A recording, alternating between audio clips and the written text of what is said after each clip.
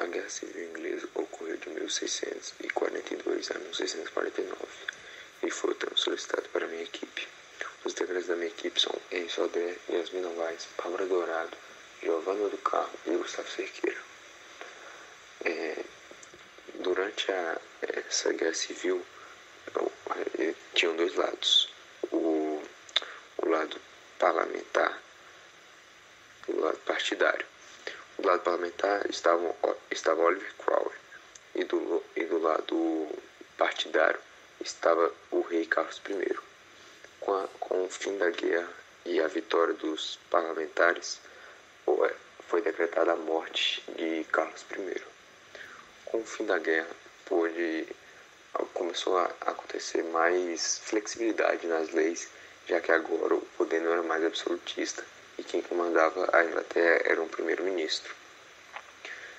Essas são algumas imagens, na verdade pinturas, do que aconteceu na época. Sobre o regime absolutista, nós sabemos que antes da Guerra Civil, o parlamento ele não era um órgão permanente da política inglesa, mas era uma assembleia temporária e aconselhadora. O monarca inglês ele podia ordenar a sua dissolução. O parlamento era composto por representantes da pequena nobreza e tinha o cargo de recolher os impostos e taxas.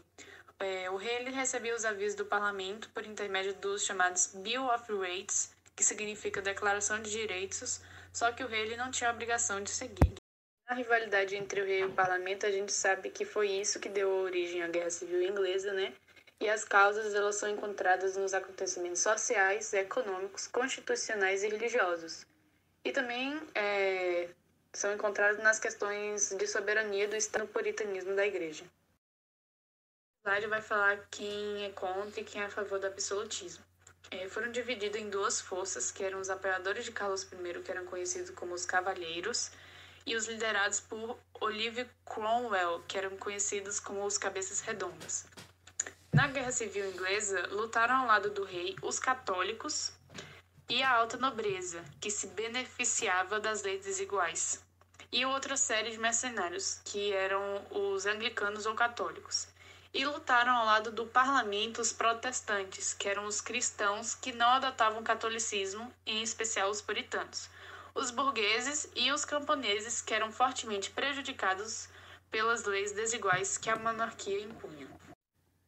A Guerra Civil ocorreu por causa de conflitos entre o rei Carlos I e o parlamento britânico, visto que o rei passou a aumentar os impostos e fechou o parlamento por um certo período, gerando problemas econômicos ao rei.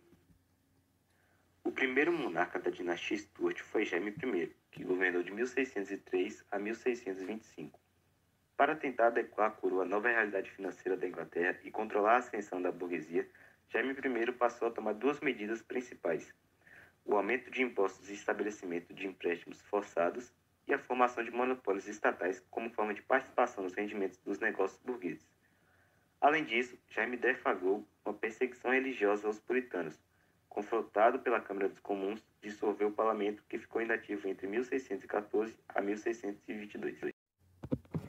Com a ascensão de Carlos I, filho de Jaime, em 1625, houve uma nova tentativa de acordo entre a coroa e o parlamento para que houvesse um novo aumento de impostos. A Câmara dos Lordes ficou a favor do rei, mas já a Câmara dos Comuns novamente o confrontou. O rei então dissolveu de novo o parlamento, que ficou inativo até 1640.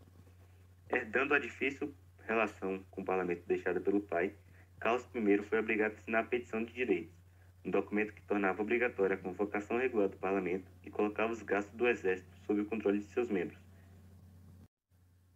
Em resposta, Carlos I resolveu reavivar o ship money, uma antiga taxação que impunha a cobrança de impostos a regiões portuárias. Em 1640, Carlos I entrou em novo conflito contra a Escócia e precisou novamente da ajuda dos burgueses para bancar a guerra, convocando assim, mais uma vez, o parlamento. Novamente, a Câmara dos Comuns recusou-se a ajudá-lo, mas ao contrário do que ocorreu antes, os burgueses puritanos preparavam-se para um enfrentamento contra o rei e a nobreza. Com o confronto entre o rei Carlos I e o parlamento se inicia a Guerra Civil Inglesa. Aconteceram coisas extremamente marcantes durante esse acontecimento, situações que mudaram a vida para sempre dos ingleses, como, por exemplo, a queda do absolutismo, o enfrentamento político e a ascensão do parlamento. Com certeza, um dos nomes mais importantes da Guerra Civil Inglesa foi o de Oliver Cromwell. Em 1643, Oliver, com seu regimento da cavalaria, derrotou os monarquistas na crucial Batalha de Marston Moor. No ano seguinte, destruiu as forças monarquistas na Batalha de Naseby. A primeira etapa da guerra terminou em maio de 1646, com a rendição e a prisão do monarca. Em 1647, Cromwell dominava o parlamento. Houve uma segunda fase na guerra, que foi quando o rei rejeitou as condições que se impunham para sua volta ao poder.